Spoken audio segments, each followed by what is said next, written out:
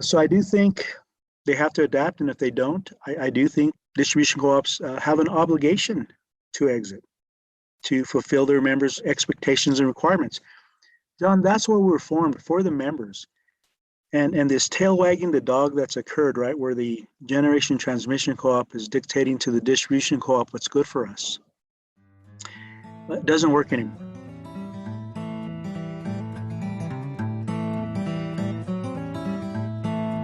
Taos, New Mexico is a rural community that attracts visitors for its beautiful landscapes, winter skiing, and quality of life.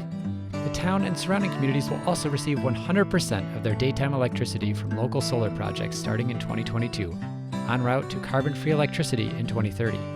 If that's not enough, the utility serving the area, Kit Carson Electric Cooperative, also launched internet service over fiber optic cables it initially laid to make its grid smarter, and it's now connecting every one of its 30,000 members to high-speed, affordable service. I spoke with Kit Carson General Manager Luis Reyes in October 2021 about the member engagement that led to big investments in the local economy. I'm John Farrell, Director of the Energy Democracy Initiative at the Institute for Local Self-Reliance, and this is Local Energy Rules, a bi-weekly podcast sharing powerful stories about local, renewable energy. Without further ado, Luis, welcome to Local Energy Rules. Yeah, thanks, John. It's nice to talk to you again. Now, your cooperative has gotten in the news for all sorts of reasons around clean energy, but one of the things I think most people don't realize is that you've really been at the helm at Kit Carson for a long time. I looked up in your bio, and I think you've been there now for over 25 years. I was just kind of curious to start out by asking you, how have things changed for being a rural electric cooperative in New Mexico during your tenure? I can imagine that there's a lot of things in terms of technology and how things are moving that might be different. Yeah, John, thanks. Yeah, I've been fortunate actually to be here at Kit Carson for over 37 years and the CEO general manager for, it's going to be almost 29 years. And so, one of the things that have changed is members' expectations. Co-ops have always been pretty democratically controlled. We listen to our members. But what I've really seen is members really do not have a problem, and more of them, speaking of what they want from their co-op. So I've seen that change. I've seen the change of members that don't remember being without electricity. When we started, there was still enough kind of the old timers that remembered when the first lineman came to the ranch or farm and got that one light bulb going. A lot of our members don't remember black and white TV, so much less electricity. It's always been there. And I think the other thing that has really been unchanged is really the co-op model and really how it's strengthened going forward during this energy transition, during COVID, having local control, having a say in your local energy supply and what you want from your local co-op. I don't think that's really gone unchanged. In fact, it really is a hallmark of the strength of the co-op model. And so, as you mentioned on technology, we've gone from analog meters to smart meters, but I think they're all positive changes. They're really all positive changes. And I do think I continue to see the co-ops in the forefront of this kind of new energy world we're facing. And we're probably the best equipped to address it. I think that's positive for the co-op nation. So when we talked before, Luis, what had been really exciting to me in speaking to you was that the cooperative was on track to get 100% of its daytime electricity from solar by 2022. So that you and working with your members had made a lot of investments, a lot of plans around developing solar. Now, this was a few years ago. Right. I'm curious, are you on track to meet that goal? Can you explain a little bit more about what that means, like daytime electricity? Obviously, solar energy only available during the day, but like what share of the co-op's overall electricity will come from solar? Give us a little context for that and tell us how the plans are coming along. So John, that's true. It's always been a goal of Kit Carson and its members. Really, it started out as how do we get more solar than we can get today? And under the old structure that we were under, we could only gain 5% of our energy from renewable resources. And that was kind of uniform and common throughout the co-ops that took power from G&Ts across the country. And so, as you may know, at a certain point, our members wanted more from us, so we decided to exit our G&T. And sorry, let me interrupt really quick just for the listeners who don't know the term G&T, but it's the Generation and Transmission Co-op. So it's the co-op of co-ops that would build the power plants. You might be able to explain it better than I, but just making sure that we do explain it. Okay, thank you. So yeah, our generation transmission co-op. So it is a co-op of co-ops who are looking for power. A lot of these generation transmission co-ops were formed in the 50s because no one else wanted to serve electric co-ops, and they served us well during that time. But as more renewables came to the forefront, more communities wanted local choice.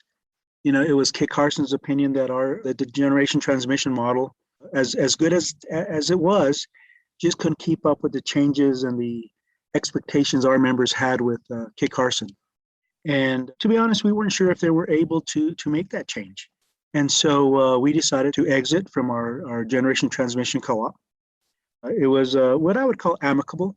I mean, it was negotiated and we worked out the issues. We didn't end up in court. And we exited with an exit fee. And we had a couple of goals. The first was we wanted more affordable and stable rates. We had just gone through a series of rate increases that we thought were becoming unaffordable. The second is that we wanted our members to choose, or our members wanted to choose their power supply or have some options. And one of those options was more solar. And so we exited in 2016.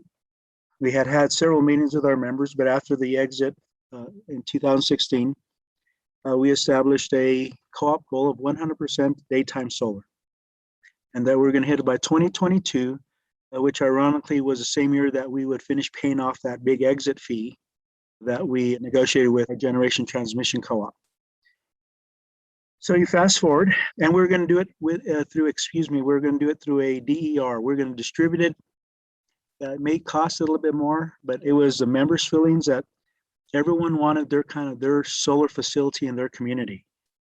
And so that will come to benefit us in the future as things evolve, but that was our model. And so fast forward today, we're going to hit that target. Right now, we're about 63% daytime solar and finishing our last two big solar projects. The last two big projects will come with battery storage. So at the end, we'll have enough solar. We'll have about 41 to 42 megawatts of distributed solar that will match our daytime demand or capacity. And we will probably at the end, John, generate about 42 to 44% of our energy will come from solar. Kit Carson is located in the mountains here, spur off the Rocky Mountains, Sangre de Cristo Mountains. We're actually a nighttime winter peaker. And so we do, because of the cold weather, we're a resort town, a mountain town. We sell a lot of energy at nighttime. Snowmaking is a big driver in the wintertime for the four ski areas that we serve. And so, that's kind of the first step in this transition. That would have never happened under the old model. And I think that's important as we are seeing the effects and impacts of climate change, the impacts of us not moving quick enough into this renewable energy world. And so the next step is then let's add some storage, and then let's start to address transportation. And so besides Kit Carson we'll hit our goal by June of 2022 to hit that 100% daytime solar. And what that really means is when the sun starts to come over that horizon and hits that first solar array on the east side of our system, we start generating electricity. And when it sets in the west, and we have arrays in the east, the west, the north, the south, and in-house, you have solar generation distributed across our territory. We're generating solar as soon as the sun comes up. And, it's like anything, it's not perfect. We know that there's cloudy days and there's rainy days, and we know that at night it doesn't shine. But we think this is a process, and technology will catch up. The next step is installing batteries. We think battery technology will evolve to long duration. We read and see the research done on hydrogen for base load. And so I think as we move into this new world, technology will keep up. And then with the addition of electric vehicles, we're starting to build out our EV charging infrastructure and looking at ways to have EVs deployed in our territory. And I think the one of the underlying goals is access to all. In the old model, outside of the 5%, the only people who really could afford rooftop was those who had some means. And I think that is starting to change. You see more community solar projects. Our system, if you're a member of Kit Carson, you're going to get solar energy because it's our primary resource mix. And so we want to take that same philosophy for electric vehicles and charging. That just because you may not be financially able or you're lower moderate income doesn't mean that we can't give you opportunities to experience EV transportation, whether it's something you own, whether it's in the secondary market, used cars, or whether it's enhancing or growing public transportation. Again, these are things that John and I say aren't pie in the sky. We actually, if you come to our territory, you can see we've probably done 12 different projects on the solar side. Everything's from 100 kW to 15 megawatts. We're putting about 15, almost 16 megawatts of storage. So they aren't small batteries. They're big enough to take us through peak times if we use batteries for peak, or for reliability if we have to pick up critical circuits during outages. So we really are on this track to be a carbon-free. Our goal right now is 2030. As other people shoot to 2040, 2050, we think it's doable much sooner. One of the issues when you're the first adopter is it's a little tougher and maybe a little bit more pricey, but we get to experience benefits sooner. So that's where we're at. It's been a great journey, and we've learned a lot about solar and batteries. We've also learned about a lot about our members and their requirements, their needs, and how important it is to listen to them. So that's we're kind of on phase one of this journey after we've left, and it's really been kind of right now one of the highlights of, I think, not just what I've done here at the co-op, but the co-op itself, and I think nationally what co-ops can do when they decide to engage their members, listen to their members, and then put that plan actually into action. Let me ask you about a little bit more about you left your generation and transmission co-op Tri-State and are not the only co-op that has done that. And you mentioned that it's because you didn't feel like the model that they had really was adaptable enough to the interests of your members, like the accelerated deployment of renewable energy and solar. You also had those cost concerns. Do you think that will change? Do you think that the generation and transmission co-ops, having seen like your co-op Kit Carson or Delta Montrose in Colorado or in other places, will start to shift and give more flexibility to their local co-ops to generate more of their own energy, to offload some of the expensive resources like the coal power that they've had for many, many years? Or do you see other co-ops needing to follow in your footsteps in terms of looking to exit and to go on their own? Just because there are so many co-ops. I mean, they serve 1 in 7 customers across the country gets their electricity from a rural electric cooperative, but there's really only a handful like Kit Carson or the Kauai Island Electric Cooperative or Delta Montrose that have really set off on the course that you've set. Yeah, so I do think we have to be real careful when we go forward, because there are some co-ops that still feel that the current generation transmission model works for them.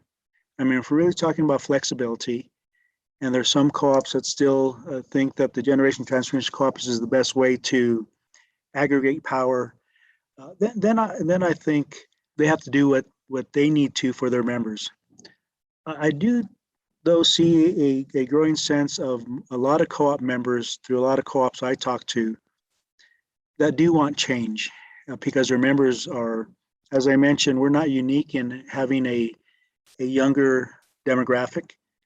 We have a lot of folks moving in from California and New York, so you have this kind of transformation of urban folks moving into rural areas because they like the lifestyle and the quality of life, but they still want the amenities and they want clean air and clean water. So I do think that if the G&Ts are going to survive, they're going to have to adapt. And I don't think it should be the other way around, that the distribution co-op has to adapt. I think we as distribution co-ops created the G&Ts, right? The G&Ts were a product of the distribution co-ops a desire to have their own power supply. And so I think if generation transmission co-ops don't adapt, then you're going to have more co-ops wanting to exit. And I think they're going to want to exit not because the manager does or the board, it's because the members want flexibility, just as you mentioned. People want choice. What we've experienced here is people want to believe that the renewable energy they're getting is local. So for someone to say you're getting renewable energy, but it's from 500 miles away, it sounds good, but is really ever getting here to my home? With Kit Carson, you can drive a couple of miles away and you can see that solar array that you just follow the lines that goes right to my house. So I do think they have to adapt, and if they don't, I do think distribution co-ops have an obligation to exit, to fulfill their members' expectations and requirements. John, that's what we're formed for, the members. And this tail wagging the dog that's occurred, right, where the generation transmission co-op is dictating to the distribution co-op what's good for us, it doesn't work anymore. I think the other issue is the generation transmission co-ops, policymakers, have to make it affordable for distribution co-ops to exit. There can't be this outlandish fees to exit. And I understand, and we actually had a kind of key poll. Kit Carson's exit should not cause any distribution co-op to subsidize us. And so I think that's important, because I don't want anyone to subsidize us as if we decide to move a different direction. When you follow what's happening, when you have FERC cases and millions of dollars going to lawyers to help, so a distribution co-op wants to leave to meet its members' expectations, I just think that's wrong. I think the G&Ts in this case are just wrong because at the end of the day, it's the ratepayer, it's the member who pays the legal bill. And so that I don't think that's right. And I think there has to be flexibility. It has to go back to how we were formed, the democratic process. And I think if we don't allow distribution co-ops to really explore what's out there, rural areas will continue to get further and further behind when it comes to energy. Because right now the policy, at least in the Western states, is to close coal mines, and a lot of coal mines are being closed. And so if people don't have choice from their co-op or their G&T, they're going to do it. A lot of people, they're going to start putting solar on their home. They're going to start putting batteries on their home and make that choice that not every member has, right? That right now, that's still kind of cost prohibitive for a lot of members. So again, my hope is that the generation transmission will create a model going forward that allows those who want to stay, and those who want to exit affordably and without a lot of litigation, and move on to what we were created was to deliver services to rural Americans.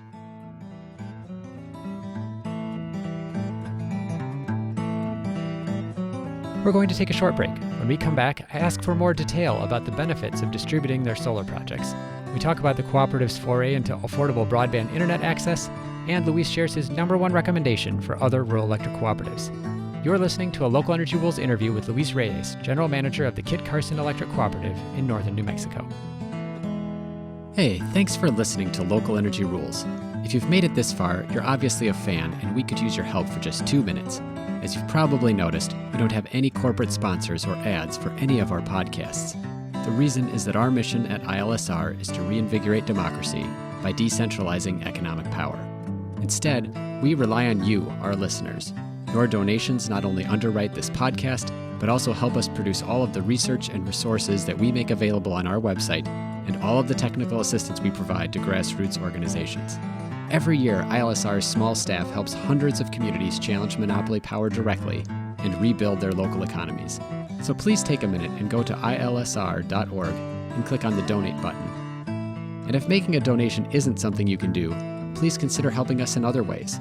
You can help other folks find this podcast by telling them about it, or by giving it a review on iTunes, Stitcher, or wherever you get your podcasts. The more ratings from listeners like you, the more folks can find this podcast and ILSR's other podcasts, Community Broadband Bits, and Building Local Power. Thanks again for listening. Now, back to the program. I'd love for you to talk a little bit more, if you're willing, about the solar and the fact that it's local, you mentioned before that members are interested in kind of being able to see the connection between the solar that's being built in their house, that in the projects that you've been building in Kit Carson territory are close by. People can drive out and see them and see the wires that connect that solar array to their home. Could you talk a little bit, you mentioned that it might have cost a little bit more than, say, doing one centralized solar array or doing that through a G&T, for example.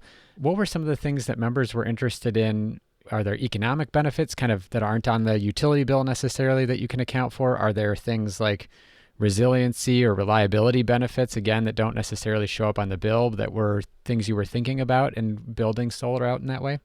Yeah, so John, first, I think it's reliability and resiliency. I mean, we could, if you can control your own power supply, and again, these are building blocks. So 44% of our energy is local.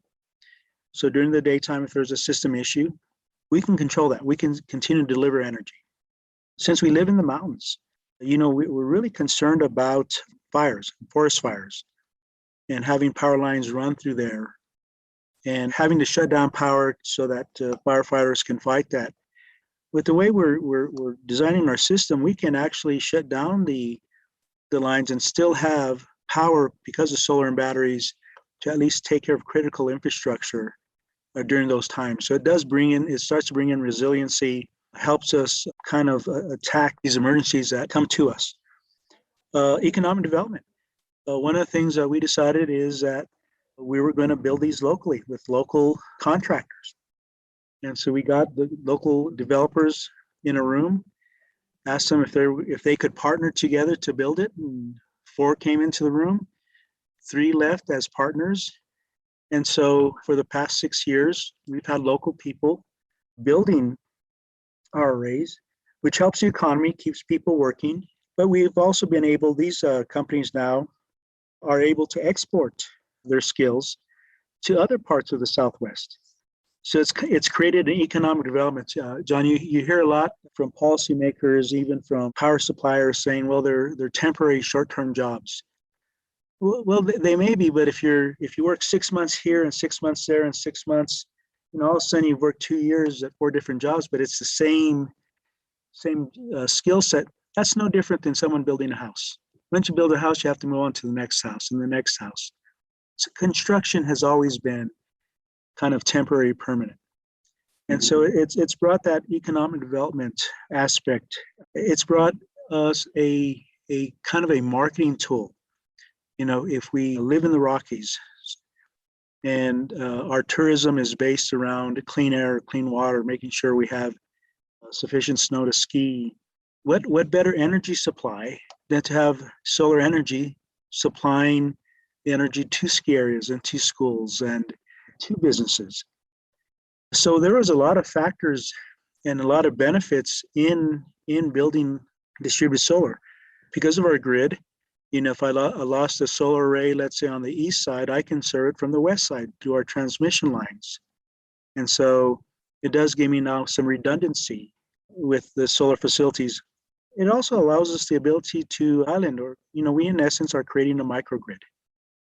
That if we have to, we can isolate ourselves from the main grid at times that we may have to. I think with COVID, it's hard to say nothing ever as bad is going to happen, right? Because that really showed us that we're pretty vulnerable to things that we aren't prepared for or don't think will ever happen to us.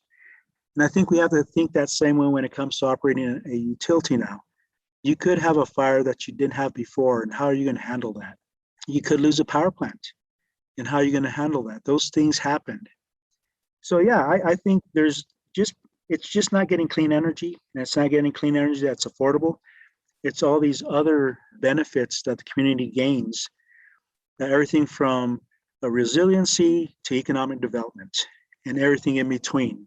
I think the other thing is creating a model that other co-ops can look at and take from it the lessons learned. There's some things that, we probably wouldn't do that the same way, Kit Carson, but there's a lot of things we do because we've been successful in deploying this. John, today we have about 29 unincorporated communities. So they're not a municipality, just little communities. We have over half them today. And I'm looking outside, it's a sunny day. We already have half of our system already 100% daytime, right? And that's schools, and that's churches, and that's a post office, and that's a health clinic. You know, it works. I think that's it. It works. The members are satisfied with that energy. The lights aren't dimmer, right? There's not a reliability issue. It works fine. We have it in the north part where we have a lot of irrigation. That solar today is pumping water on the crops. And so it's almost become the rule, not the exception. It's almost, if you don't have solar on your house, then when we first started this, my fellow co-ops basically said, we weren't the cool kids, because who does solar? Just Kit Carson and a few hippies. You fast forward to 2022, if you're not doing solar, you're not the cool kids anymore, because it has become a very valuable, low-cost, reliable resource. That transition actually brings to mind one question I just wanted to ask. One of the goals that you had in exiting your G&T was to be able to do this local solar. It was also in response to affordability issues. You were worried about the rate increases that were coming for your members. I know that you have this exit fee that you're going to be paying off next year. Has it already been more affordable than had you remained members of Tri-State? And what does that look like going forward, especially once you've paid off that fee? So John, that's a great question, because that's something that's always kind of misinterpreted. Our cost of power today is cheaper than it was when we left Tri-State. So solar costs are down. It is my understanding that after we left, here's an amazing little tidbit. When we left in 2016, that was a major event for Tri-State and for Kit Carson, and really for the co-op world. We paid an exit fee. That was to keep them whole. And we actually had come out of a rate case. Since then, though, Tri-State has not had any rate increases up to 2022. In fact, has had, my understanding, has had a slight rate decrease.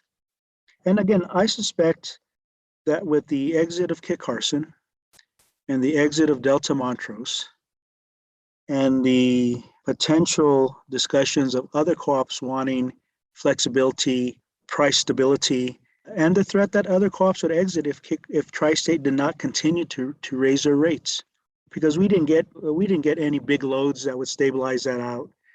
There was not a fundamental change in how Tri-State was operating their system. It's kind of what I said. I think they finally heard what the members wanted, and that was no more rate increases, or we were just going to leave. And we wanted more renewables, or we're just going to leave. So I think they actually became a victim of, if you don't listen to your members, then the members will decide and dictate what's going to happen. So this is a good case of where I think Tri-State had to be responsible, or forced to be responsive to its members. And for Kit Carson, again, we haven't raised our rates.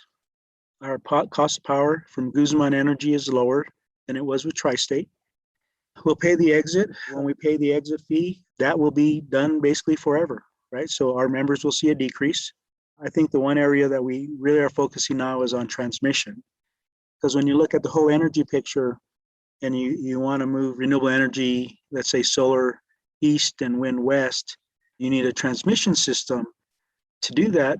But if the transmission providers are too expensive, then we're back in that same dilemma of not being able to have access to renewable energy, because now the transmission system is too expensive. And that's why I think our DER model weathers that, because we'll have to take our non-renewables from a transmission, but more and more will generate more of our system resources here locally, so that we can kind of weather that, mitigate those costs. But we're actually in a really good position going forward, both on having a lot more renewable resources available to us going forward, and also rate stability without jeopardizing reliability. There's a lot of talk from lawmakers and utility companies that going renewable, it's going to be unreliable. We've been, it's been very reliable. It's kind of talking out of both sides of your mouth when, You say it's unreliable to go to renewable while you're building a 100 megawatt solar facility somewhere, right? It is reliable. It just, I think we have to get out of these scare tactics and say, solar doesn't shine at night, so let's put some batteries, or let's get wind that follows that nighttime profile. And instead of us as co-ops and utilities making excuses why we can't, we should figure how we can. And I think once we get past that hurdle, then I think you'll see even a faster adoption of renewable energy. Once we decide we can't fool our members anymore by putting these obstacles in front of them, because our members are pretty sophisticated. They're pretty smart. They formed a co-op. I mean, they formed our entity. They have us, so I think we're in a great position. Everything that we thought we were going to get out of this exit, we've accomplished. I do think, and again, we're kind of scouring all the websites, but I think in June of 2022, we'll probably be the first, at least on the continental in the United States, to hit 100% daytime solar, where all our energy is coming from resources that are local. It's pretty cool to be one of the first ones to be able to accomplish that. And we're a small to mid-sized cooperative. We have 30,000 members serving 3 counties. And if we can do that, certainly the bigger co-ops and bigger utilities can do it. I agree. I love that story, and I love the fact that the leaders in solar, we at one point were talking about Farmers Electric Cooperative with Warren McKenna. You and I spoke with them, and then I was talking to folks around Decorah, Iowa. They have an energy district there that's done a lot of investing and helping folks do energy efficiency in solar. And I think they said at one point that in their county, they had more solar per capita than any other place in the country. And it has just been really remarkable to realize that people think that it's urban areas and places with progressive policy that are leading. And I just think it's such a great way to flip that around and to tell people, no, actually it's these rural communities that have, the democratic ownership of their systems, that have this interest in self-reliance, that are really demonstrating to us what is possible and taking advantage of that flexibility that they have. Speaking of that, I'd love to ask you a little bit. I know that we've talked a lot about the clean energy work that you've done, but you've also done some investments in internet service, something that's been common among a lot of rural electric cooperatives as well. I have a colleague here at ILSR who directs a program that looks at community broadband networks, and he loves to surprise people by telling them that the internet service they get in the city they live in is probably slower and more expensive than most of North Dakota, where co-ops have made huge investments in that. So I'm really interested to hear what Kit Carson has been doing around broadband, and if you can explain a little bit about how you're able to do that in a way that a lot of other utilities can't be so nimble. Yeah, so John, that has been, along with solar, one of probably, and especially during COVID, kind of one of the shining stars of the region. Is, we started a broadband company, 2000, fixed wireless, just because our members didn't have any other choice. Around 2015, about 2008, we started to put fiber between substations so that we could communicate and really start to create a smart grid. So we really want to modernize our grid, be able to utilize smart meters, control substations, all the stuff that utilities should be doing. Then we were able to get a large grant, and in 2015. So today we have about almost 3,000 miles of fiber optic that goes past every single customer member we have. We offer gig services. We offer as fast as any competitor in the region. We currently have about almost 11,000 subscribers. And during COVID, we connected schools, did hotspots, started programs basically to connect rural school districts and the students at no cost, just so they could get on. And it really has kind of dovetailed real nicely with the renewable energy world, because we have a lot of people moving in from, like you mentioned, urban areas. Because of COVID, they could work anywhere as long as they had a connection. So people moving here would like to work in the morning and hike in the evening, or ski in the morning and do some outdoor recreation in the evening, but they had the gig connection. And so it really helped our schools. We had a lot more schools, students connected or going to school because we had a connection. You could tell when you're on a Zoom if you're on Kit Carson or someone else because you didn't have to turn off your video because you didn't have enough bandwidth. And so we had more people working, living here, even if temporary, because they could work in Austin or Dallas or Phoenix or Denver, but they had a better connection here. And then the quality of life, right? I mean, you're talking a population of Taos of 5,000 versus a population of Austin over 1 million. During these trying times, the smaller populations made it easier to navigate this COVID world. And we're trying to create a model. We're actually trying to create a model for the north central part of the state that we can connect rural communities on. And you said we have probably faster speeds in neighborhoods than they do in Denver, Colorado. Certainly faster than Albuquerque. And it's affordable. I mean, we because of the co-op model, and our basic or first principle is service, not profit. And so we were giving fast broadband speeds to students, for $25. And so they could get 50 megabits up, 50 megabits down for $25, so that two, three, 4 kids and someone on Netflix at the same time. So their world wasn't that much more disrupted because they had to take turns on Zoom or those type of things that you've heard about. And it's really then helped on our electric, because now we have about 90% of our system is smart grid. We collect it and then we can almost in real time get data back to the co-op to help us, whether it's on outages, low voltage issues, those technical issues that a utility historically needs someone to call in to say there's a problem. We almost know instantaneously because we have the meter connected to the fiber connected back to our dispatch center. I mean, it's actually our fastest growing business is broadband. We get requests from even places out of state. You just kind of query on fast broadband and Kit Carson Internet comes up, and we just serve this territory. But it's really been a great service to the community. And because, John, I think a lot of how we do business today is going to stay. I think a lot of businesses are going to allow their employees to work from home if they have a good connection. That's extremely important in rural areas because now they won't lose their jobs. If they can get a connection, they can keep them. They can still, work and still be the primary caregiver for their kids or elderly parents that are more prevalent in rural areas than urban areas, because we do have extended families, right? There's, the families live in one whole community and we take care of each other. So I think the other benefits that people don't think of are those types of things of having that connection. It's helped with, besides distance learning, medicine. Now the clinics are wired, so people don't have to travel all the way into Taos or Albuquerque for a doctor's appointment. You can do it versus video first because your connection is very good. Then if you have some issues that a doctor needs to see you, then you come into the office.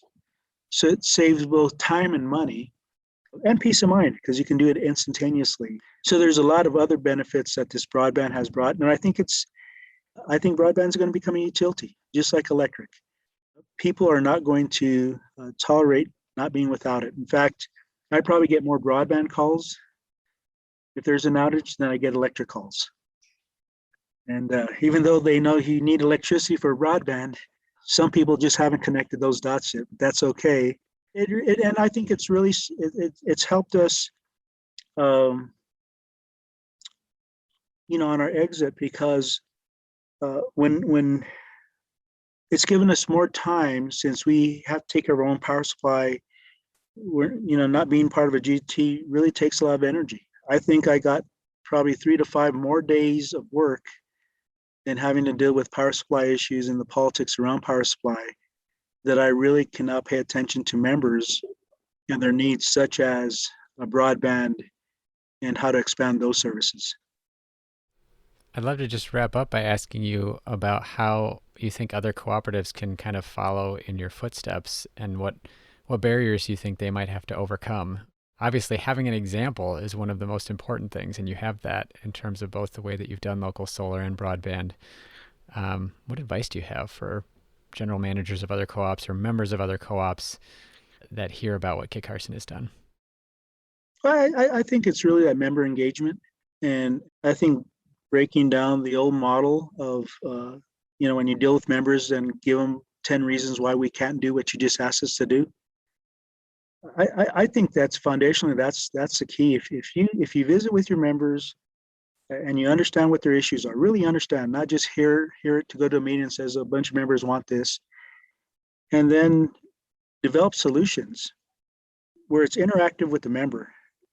If it doesn't work, they'll understand why, because they've been part of the process. It's when we don't engage them that I think we have problems, because then they think that we're hiding something or we don't want to do more work on their behalf. And I think once you figure that out and don't put excuses of why you can't do that, then everything else falls in place, right?